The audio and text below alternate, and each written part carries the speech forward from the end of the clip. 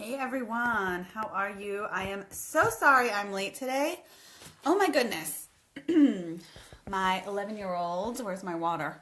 Whew, I'm just coming in a little frazzled. I literally just ran over here because I told you guys I'd be coming on. Let me just grab something over here.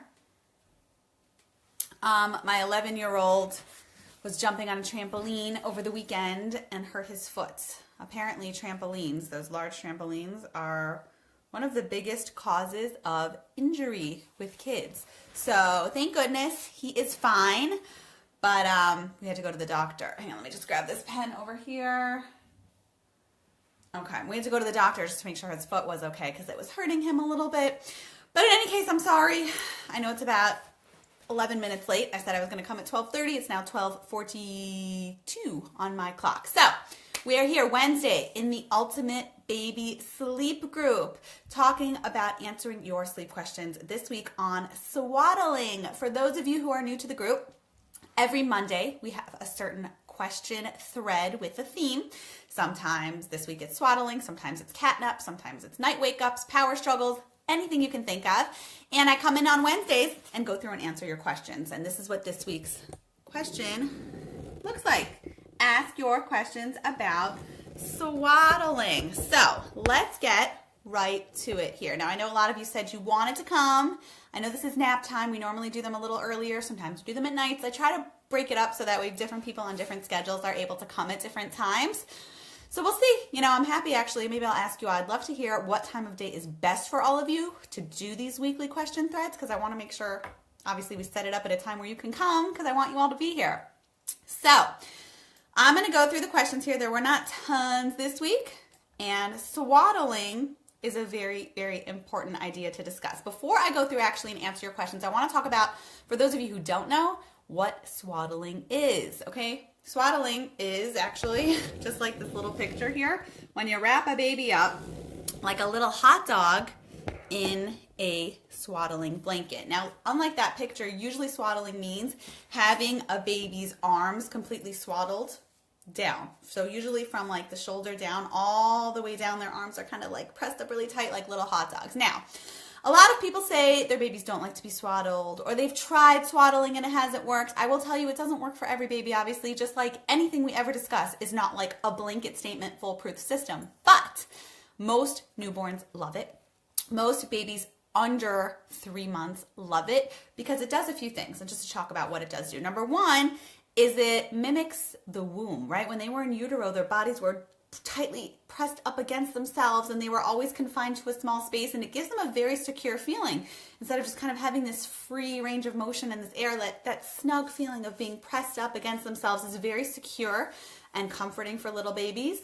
Also, it prevents the Moro reflux. The Moro reflux, I'm sure you've seen, is when your baby is sleeping and kind of like jolts up to sleep and actually physically wakes himself up.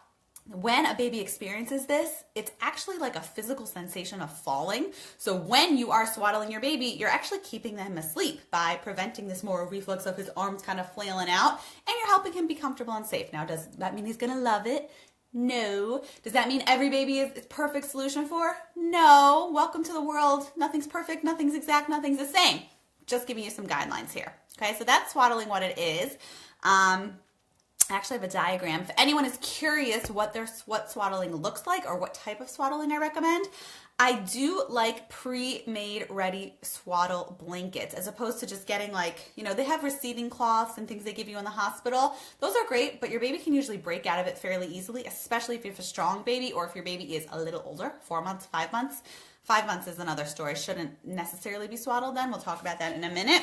But I like the ready-made swaddle blankets that actually have Velcro, or some have zippers. I've seen a lot of you talking about different companies and brands here in the group. That's fine and dandy. You just want to make sure that you have something tight, breathable, obviously, not, God forbid, to tightly wrap your baby up too well, or too tightly. You want your baby safe. You want to have, obviously, circulation, but you want it snug enough that your baby feels secure and tight.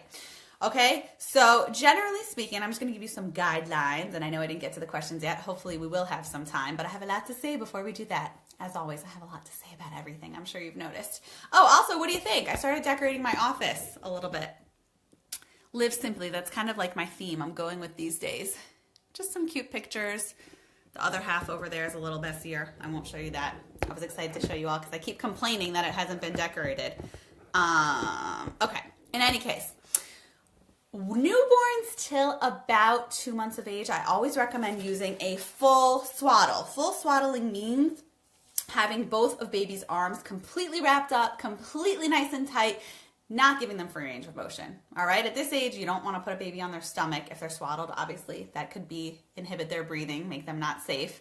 So you want to keep baby on their back. Sometimes people like to use little wedges and put baby kind of on the side, but I recommend being fully swaddled until 2 months. As your baby nears the 3-month mark, he's going to start getting stronger and he's going to want to start discovering his hands. But so a lot of babies have a really difficult time transitioning from fully fledged swaddling to suddenly arms flailing all over the place. So what you can do is I like to enlist a one-arm swaddle when you're transitioning. Take one of baby's arms out. Get him used to just that one hand and then slowly transition him to 2 hands till you're eventually at a half swaddle, usually by 3.5 months, which is basically being swaddled kind of from the armpits down. So it still gives your baby that really nice, secure feeling being, wrapped up tightly in his body, but he gets used to having free range of motion of his arms if he wants to suck his fingers, whether you're pro against, not the discussion here. Just can get used to his hands if he's starting to flip from stomach to back, things like that, till eventually close to 4 months. Sure, by 4.5 months, I do not recommend being swaddled at all, because at that point, your baby's going to want to be flipping. Your baby is going to want to be rolling around. You don't want to inhibit your baby's free range of motion, because if he's swaddled, he can't get comfortable. If he's swaddled, he's falling asleep in this position, breaking out because he's strong, and then that's a sleep dependency. You're going to constantly be wrapping him up, swaddling him back up, and it's a safety hazard because your baby wants to move but physically can't, which means he's going to be breaking out. Could be, God forbid, getting a blanket close to his face. You don't even want to go down that road, okay? So if your baby's over the 4-month mark and still swaddled, I didn't look at the questions yet, we'll talk about different ways to do that. But you don't want to go straight from a full swaddle to a full unswaddle. Go through the various phases I outlined here. 1 arm, 2 arms out, half, and then gradually getting him used to it, because like anything in life, ripping off the Band-Aid is not always the best way to do it. Okay, so I probably answered a lot of your questions here, but let's say, Shira, until what age is it safe to swaddle? What are alternatives to swaddling for an older baby? 10 months. That seems to still need to feel cozy. Would a Merlin suit do the trick, or is this too restrictive? What about a baby nest? Okay, so there's a lot of different brands out there. I'm not familiar with the baby nest specifically. I've a lot of my clients use the Merlin, use the different types of sleep sacks. For sure, at 10 months old, you don't want to be fully swaddling your baby, Shira. By 10 months old, your baby needs to feel comfortable with his arms for all the reasons I just outlined. But sleep sacks are a great alternative for older babies who want to feel secure, want to feel snug, want to have that feeling, but you don't necessarily want to inhibit their movement, and obviously you want to keep them safe. So all sleep sacks are great. Everyone has a bonus. Everyone has a positive, a negative, a pro, a con. You have to do, obviously, financially what works for you. What you like. Some babies really get irked by zippers. Some have snaps. Some have Velcro. Some don't have anything. You just kind of put it on like they're wearing it. It's fine. But like I said, your baby's already 10 months old. The sleep sack's great. But again, now the legs are going to start becoming an issue for your 10-month-old. And you want your 10-month-old to be able to kick his feet around and get physically comfortable, which a sleep sack won't necessarily enable him to do. So keep in mind that if you have a sleep sack that you're using or thinking about, make sure that it's not something too tight, because he's gonna not necessarily be able to have that complete free range of motion that we like to go for. Ingrid. My little one is almost 4 months and we've been swaddling him since day 1. He has a strong reflex of flailing his arms, Moro reflex, right? We talked about that. If he's not swaddled, my family is urging me, and I too would very much like him to sleep on his back without a swaddle and just a blanket tucked around him. How do I achieve this? Gradually, my dear Ingrid. First, get 1 arm out tonight. Get him used to 1 arm. He's going to be crazy. What is this thing in my way? It keeps waking me up. He'll be like half Moro reflexing. But that's okay. We have to transition him to the world with hands and arms that exist. Do that for about 4 or 5 nights, and then get both arms out. The half swaddle, so he still has that security under his body, and then slowly, gradually transition him to that. And at that point, you can decide if you want to use a sleep sack, if you want to use something else to help him in general, because we want your baby to be physically comfortable. We want him to have what I'm reading this sign behind me, sweet dreams, right? Okay. Jenny. Let's open this up. Where or how do I begin my question? Okay. My son will be 4 months on the 5th. Happy early birthday, little guy. All right. He's always been swaddled and was sleeping great. 9 to 4 or 5, 8, went back down. Then we transitioned to a crib, still swaddled, and woke a little earlier for feeding. But that was it. Okay. About a week and a half ago, he started breaking out of the swaddle, and now he takes forever to go down. Wakes up randomly, tried the Merlin suit, didn't do anything. Is this a 4-month sleep regression or a loss of the swaddle? Either way, I'm exhausted. I teach kindergarten and need my sleep. Oh, Lord, you do need. I cannot imagine. I have one 5-year-old. I would not want to have 12 of them on lack of sleep, or 20, however big your class is, okay? So it could be a combination of two things. I'm not going to lie to you, Jenny. There is a very common 4-month sleep regression, which we addressed. If you want to watch, was it last week's or the week before on sleep regressions? I specifically talked about ages and sleep regressions that happen at different ages. I talked about the 4-month sleep regression, so watch that. If it's due to that, then you're going to want to get back on gear with his sleep, get him back in his line of everything. But also at 4 months, he's getting stronger. So it's very possible here what you wrote, that he's learning to break out of his swaddle, is a very real issue. And he's too strong. And the more you swaddle him, the more he pops out. There's nothing to talk about. So because you're already having problems, you have two options. You can either do it gradually, 1 arm to 2 arms to under the arm, or if he's already awake, I know I said ripping off the Band-Aid doesn't always work, but sometimes it does. And if you're already having sleep issues, it might be a good idea to just get rid of the swaddle full-fledged, because if you have 1 arm out, he's just going to break the second arm one.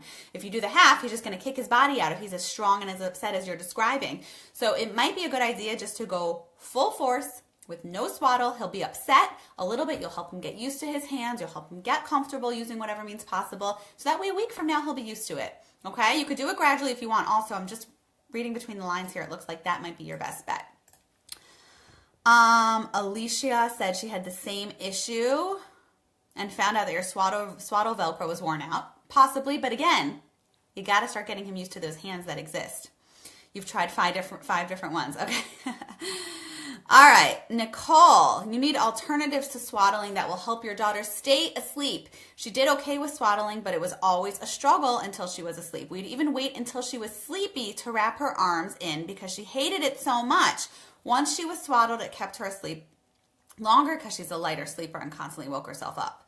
Sadly, we haven't swaddled since 8 weeks because she was getting out, since we couldn't get her to sleep longer. Okay, that was just a comment, I see, of what's going on. I don't think you're asking a question, or are you? You need alternatives to swaddling that will help your daughter stay asleep. So in your case, if you know the swaddling doesn't work or you've graduated out of it, you can try a sleep sack, Nicole, and see if that works, because it does give a little bit restriction to movement. So it won't like be crazy arms and legs everywhere, but it will still ensure she's safe if she wants to roll, if she wants to flip, if she wants to have a little bit more free range of motion. Okay. Rachel, my son is 14 weeks. I only started to swaddle about a month ago when I transitioned him to a crib for nights, and I thought it really helped, but lately he's been breaking out of his swaddle, which may or may not contribute to his night wake-ups being more frequent. Should I stop the swaddle? It wakes me up when I readjust in the middle of the night. 14 weeks, it's not a bad idea to start transitioning out of the swaddle, and when I mean transitioning, it doesn't mean going cold turkey, okay? You can start gradually with the 1 arm to 2 arms to half and get him used to it, because it's not a bad idea. Again, it could be that is very much contributing to his wake-ups, because think about it. You fall asleep being wrapped up tightly in this delicious little blanket. You can't move your arms. You're like this little baby hot dog, okay? And then while you're sleeping, you're stronger than you realize, and you break out of it, the shoulders out till both your arms are up, and you wake up, oh my gosh, what do I do with these things in front of me? Mommy comes in, wraps me back up. Do it again. The whole process is over and over, and it becomes a sleep dependency. Like anything else, our goal is to teach our children to fall asleep in the same environments they're going to wake up in, so there's no inconsistency. So I really do recommend starting to phase him out of that swaddle, just so things can be on an even keel. Angela, we never swaddled our 4.5-month-old. Is it too late to start? Well, I will tell you, if you haven't started, don't start now. Don't start with a 4.5-month-old. You could start with a sleep sack. You could start with doing different things that help inhibit comfort while giving some restraining movement. Restraining is the wrong word. It's more like, I have a daughter. My 9-year-old has sensory issues, okay? And she loves feeling her body. When she's like freaking out or something or gets upset, I just kind of like, I think I talked about this in last week's Power bedtime, the sweetest hour, a little bit. I'd sometimes at bedtime just rub her shoulders really hard. It's not restricting, but it helps her feel her body. So it's the same thing here, Angela, with your 4.5-month-old. If he's sleeping or not, I'm not sure what your story is. Definitely helping him feel a little bit more secure by physically having him in a sleep sack or doing something like that will help him be more comfortable. But I wouldn't recommend starting to swaddle with a 4.5-month-old just because you run into these issues that everyone else just talked about. Breaking out of the swaddle, not knowing to do it with your hands. You're kind of going to go backwards more than you're going to go forward. So I recommend using a sleep sack of some type to help get it in a better place. Let's see, everyone commented here on Rachel's thing, same is happening, you don't know what to do. Yeah, Rachel, I would really start transitioning out of the swaddle if you can. And that's that. There were just a bunch of comments. We have such a great supportive community here. I just want you to all know I'm so happy to be a part of this with you. You all ask fantastic questions. You all are here supporting one another. I know that I can't always come in and comment on every question you ask, but if you ever obviously want to ask me something specific, tag me. I will see it, okay? You all know my name. Tag Batya, tag me in the post, and I will definitely see it. I'm trying to come in, once a week, once every few days, and just kind of comment here and there to get this going. We have these weekly question threads. I know a lot of you are seeing a lot of results with your children's sleep just by going through, watching the videos, applying a lot of these ideas. If you are interested in getting real one-on-one sleep help from me, I have a lot of different programs. I don't know if you saw my post yesterday, but this week is the National Sleep Association's National Sleep Awareness Week. So this week only, and I run these specials twice a year or so, sometimes, depending on the year. This week I'm running a special that all my sleep services are 50% off. Now, I've given away a lot of these slots already. I do have 1 or 2 left. I have to look here. So if you are interested in locking in that discount, then email me. Send me a direct email. Batya@batyathebabycoach.com. I will post it above for anyone watching live here that you can look at that. You'll send me a link, say I want to lock in that 50%. If you are one of the few last people to grab the spot, awesome. And then we will set up a time to chat so you can get sleep, learn about my sleep services, and finally get the sleep you need in your home. If not, keep commenting here, ask your questions away, invite your friends. Everyone's doing fantastic in this group, and I'm so proud to have been a part of this group that is constantly growing, where it's a no judgment zone, right? We're not anti-cry it out, pro-cry it out. We're not avid crib sleepers, co-sleepers. We're all just here with our own philosophies. Everyone feels differently. We're just here to talk about sleep. And it's open, and it's non-judgmental, and it's just here to help everyone, no matter what your view is, no matter what you feel, okay? So have an amazing day. Like I said, if you want to lock in that discount, email me, Batya@batyathebabycoach.com, and I will see you all next week.